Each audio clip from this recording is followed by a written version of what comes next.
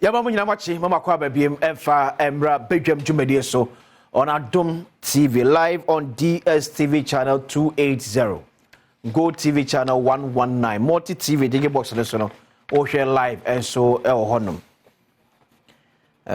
yes to so e wo YouTube Adom TV so na wo share Facebook so Adom TV extra Adom TV extra. I'm sure we made the akwesi insi Asem de Cabre and Asem. Ye fa na sekese koma Kingdom Herbal Center, the Kingdom Garlic Bitters, Kingdom Garlic Capsules abedwaso. Ya eboa anane stade ye wo ni padwam afri honum. Na ahoden etimi aba brano dan nyinada. De amaye. Eboa so boost immune system. Ema kwamwa wodu ewe ni padwuma kwaliti ayade na no ye di na yade be ni padwam mu a de ne sunkonim eso to reka krebia wire kira se kwamwa na wo ni padwuma kwaliti ayade no wano ayemre unya Kingdom Garlic Bitters anasa Kingdom Garlic Capsules numbina boost no na unya hoden emfa nkuni yade esunkonim New Kingdom Ginseng Power Capsules ya be ma ne de be ma ne ji o 3 points near Black Stars score Afcon 2023 went to me and kwankwaji ba kokran farmer no. And man the New Kingdom Ginseng Power Capsules. Edge wodin e wompem. Ti bemma wa yembre bemma wa bo adabrijo. Upusu akaskala enkosiaga unya New Kingdom Ginseng Power Capsules. Tremendous capsules in so man is here if you know you white ya be why in feel bia e de free. Or my baby a told you back on some can be at all. At 440 and check Kingdom Herbal Center or Kanshi Drug Lay. We be a friend 0275 804 064 0275 804 064 and 0302 938 153 0302 938 153 Kingdom or see no challenger. And I mean you do come on. Edefa yensuo nsamo na nsi aga na waterfall pen for betu yenim se ensuo ba ye dey kakra won kramanta ohudo bim no ena me ye din komo an ya kwa betimi afa so ebenya ensuo se ebe flow brano de amaye se be shobo ka cho se ende enkran krojue mu amanfo bi ebu ensuo a e be kiro se na eni tie hwe video yi amanfo bu ensuo firi wo pipe mu won pipe mu Odo he TV ni so pipe a wo bu nsuo edi efri mu no hwe nsuo nani pipe eni ebu ni saa no we mean blame Ghana water for now me nyan komo so pipe o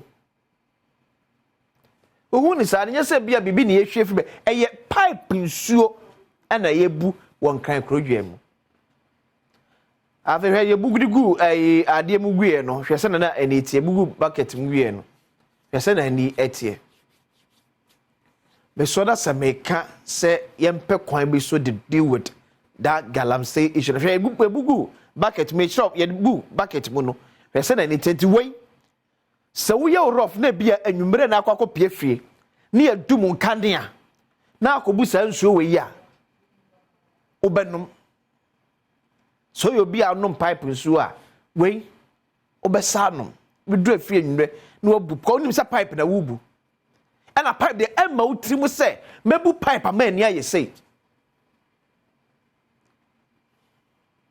ba wodi agora ubebu we na wanom situation a yete ho eno no asoman etinya hogoro enya asemo se ye di eye agodie ti ye so na se ni abani ye ka galamse nwa asemu a enye se bia ye mpese Ghana ni be ye yo but won't me ye at the expense of the pankanko heso ayebu esu na esu osa no pipe ni ebu ni sa ba ni so no etubu na so no mu a yare ye twom sebi obi di nsem hunu bu wo baabi krotie bi o ena ye ne etia nafo ete ho pentenkwa krotie bi obi ye ne galamsey bi a yete saa pom won mu a yampese ye beka ho asem no ehun sunsuanso bi ne wa no to tinka no ayo se ye ka galamsey asem na de enye wa asem mu a hwe ne wunya bi ebu ene ye ono okene be ye wo Edem ko bie me pipe nsuo we na me buba. Edem mako bie me pipe. Ya benim se ye sone so. Edem nsuo wi e na bude ba. Yete on kan de galamsey de eye western, Ashanti, eastern, Volta, fo na nyo masem. Hwe ni ye. Ena hu sunsuanso bi eni enya no ekurimu a. Enya sem papa. Tram se ye pese ye ko saa kon na ye nyi se bi hwehwe mu ekon no mfamfiri wo. Ni ye face no heads on. And can't you penny no shit chida? One more boys near galamsey say enough is enough.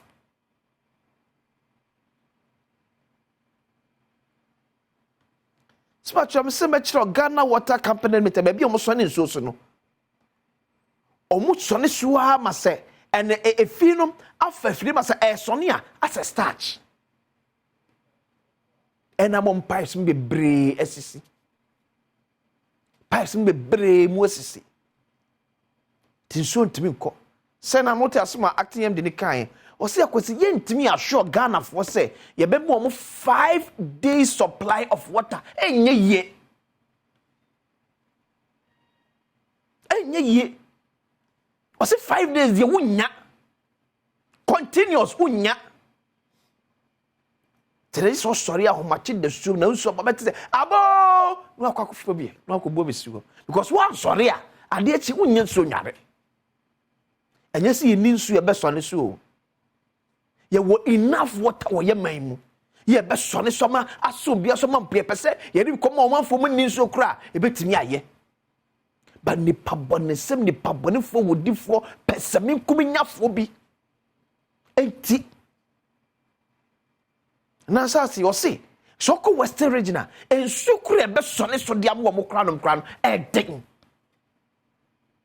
Si be nyansuo asone so dia ma amanfo wo atoye mantemu anom no den. Ba me kam se nyina ye ka ho bi ne abedu ba bi ya ba bedrin. Ye nyina esimesi bai ne ye nhwa ha ne ye hwe no obentin de oye me party ni etade ntina ufiri ha no mu a obekam party ni azam ba o party ni no sai o man no. O party ni na wo ji 120 Ghana won nchen no wo defend no wo sai wo man no ene no nya bi no mo so maka to say Ghana Water for the cabo ato dada etumu mane ma meduro no kire bi e ko baka say Ghana Water for incompetent we the cabo ye kokodara say ba bi o man keka kono enchensu ho be ye den.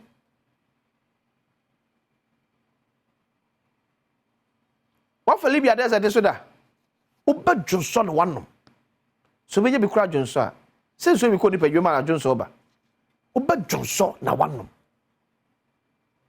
Ghana Water for boy kokodada et yem fasa ntu yetrim so kire bi ye kode koduru ho no mu a yanko blame wo mo because enye one from so ye nyina ka from your mampani to the last person ye nyina ka ho ne ababedu pen so ya babedri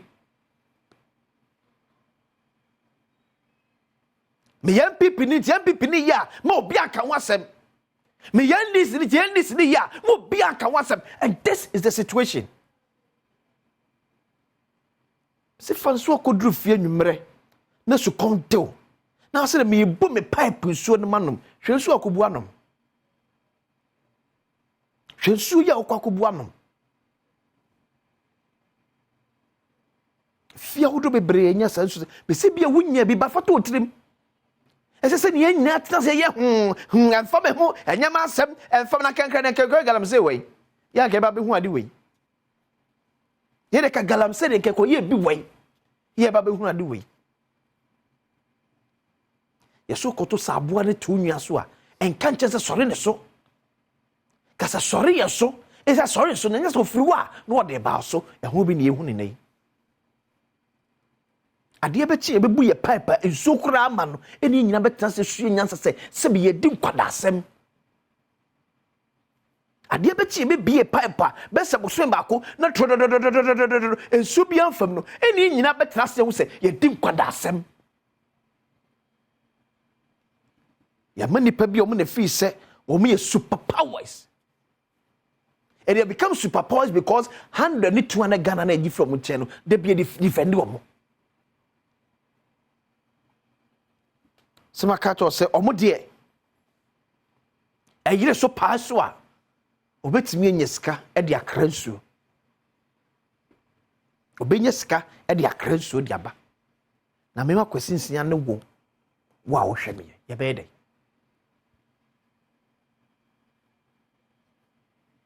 Pia so nyo na galamse bare chibeko ne nsuo na ho no eti wan na ti ekromu a on ne adwuma wo ye nyina nse osesa de tie e de gu nsuo nim wanya because galamse obia so ye innocent obia Ghana ni bia so ye innocent tim se sempato wan na ti bia ye mania eni nsutire ahodo eda wona rima se asori alopai wo twe anwea ne ode akohwe gu ensuom se nsuo ne ho no wan ye adwuma no wan na ye saade no oso to ye kan se adwuma ni ho ti galamse ya na ebe ye didi na aba ye galamse we na ho fifre te twam motom kan na aba bedu fie wunya nsuo fadwa na aba wo se yes se wodi nkwasi asem ye ka onso de wuntie e na o ma na adwuma no enim enti no adwuma nim ni de ya e na o se galamse na kwakwa mesumi kwakwa galamse na wie o onso wo wi asan sufiri wuntimi fa nywade o enti wanyo so o ba fia bedware wo ba na sufiri ne bi nesi wonom so de bedware a men ka se adwuma nim nti na eye dabi eye benfo se de so o de hye pa begu akom aboase na be ya enwuma be bo man mu na Ghana ade hye nya bia yo na ye kudi samboni se yechi ye benya ohaw ne susuaso pone o ye man ne so ko se be bia Ghana waterfall boy akokọ since 2021 e ka che se ye kono e ho no mo ane nam no in the next few years German for so be the poison musuo ye de yen and the poison yensuo ti so ne nya bi empo ene asano ye nya bimpo na de ano ye duane bese sada ne duru ho no mu a e na Ghana ni bia betra se aka kire ho se ye tra se di nkwada asem asoman oye tewo sep na nam so bi kakra bi so benya diti no so aye din MC nkasa o come so order from above yo enya din yo order from above no be bre unsuo ama de adwa ma mnya bia nom ti mempa ba why order from above no and esimesimi minister bi na afreme ese kwada bi kofre bi ba ha sema mpra mo antu a ye betuma de aza so ka kiro nkrofo wo kromo nyina na mo so sa mampane betumi atu so sa ba because am so benya kakra di pesa mi nkuminya meka wasa benya kakra edi ntino na mo nyina makama no ato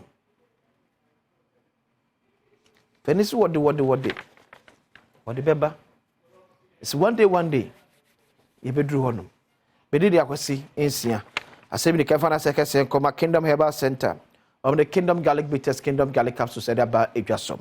New Kingdom Ginseng Power Capsules, and so in the member drew Wama Asem, I won't pay emu a design tremendous capsules and so. A man says you are him feel my boam or him feel at the same wine. Baby to member be a tour will be a crown, some can be at 2440 entry Kingdom Herbal Center or Kainshi Drag Lane. Baby any afraid 0275. 804-064 0275-804-064 and 0302-938-153 0302-938-153 Kingdom or say no challenger. Ebra so say yedi pese mu ebeto aso aba Asem yidi